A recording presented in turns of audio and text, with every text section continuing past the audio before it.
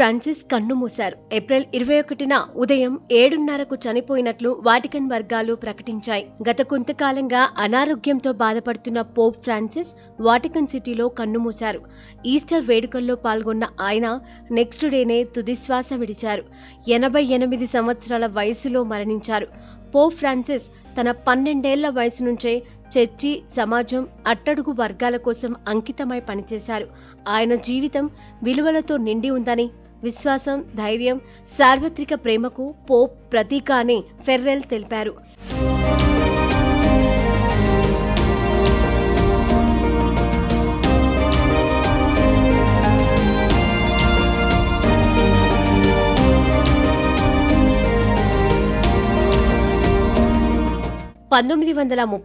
December 17న అర్జెంటీనాలో జన్మించిన Pope Francis Pope Benedict రాజీనామాతో 2013 మార్చి 13న Catholic చర్చ్కి 266వ పోపుగా ఎన్నికయ్యారు.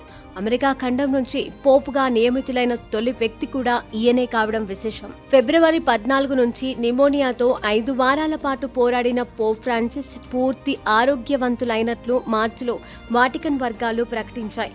ఆసుపత్రి నుంచి డిశ్చార్జ్ అయిన అనంతరం తన నివాసానికి వెళ్లడానికి ముందు ఆనవాయితీ ప్రకారం ఆయన సెయింట్ మేరీ మేజర్ బాసిలికాకు వెళ్లి ప్రార్థనలు కూడా చేశారు. ఊపిరితిత్తులు, శ్వాసకోశ అవయవాలు దెబ్బతినడంతో పోప్ మాట్లాడేందుకు ఇబ్బంది పడుతున్నారని అప్పట్లో వైద్యులు వెల్లడించారు. వయస్సు, ఆరోగ్య సమస్యలు ఉన్నా కూడా ఆయన సేవ విషయంలో మాత్రం వెనుకడుగు వేయకుండా ముందుకు కొనసాగారని చెప్పవచ్చు. 2013లో పోపుగా ఎన్నికైనప్పటి నుంచి ఫ్రాన్సిస్ చాలా విషయాల్లో తన ప్రత్యేకతను చూపించారు.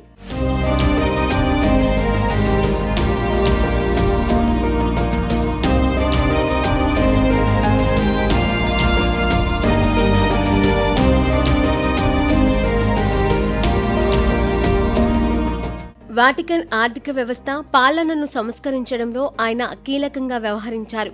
మతపరమైన సంప్రదాయాలు, సమాజానికి ఉపయోగపడే అనేక విషయాలను అనుసరించారు. వలసదారులు, పేదలు, ఖైదీలు, అణగారిన వారందరికీ చోటు ఇవ్వాలనే తపనతో ఆయన ముందుకు సాగారు. పర్యావరణ పరిరక్షణ, అణు ఆయుధాలపై వ్యతిరేకత, శాంతియుత జీవన విధానంపై ఆయన చేసిన ప్రచారం అనేక మందికి మార్గదర్శకమైంది. దీంతో పాటు చర్చిలలో మహిళలకు కూడా ప్రాముఖ్యత ఇవ్వాలన్నారు పోప్.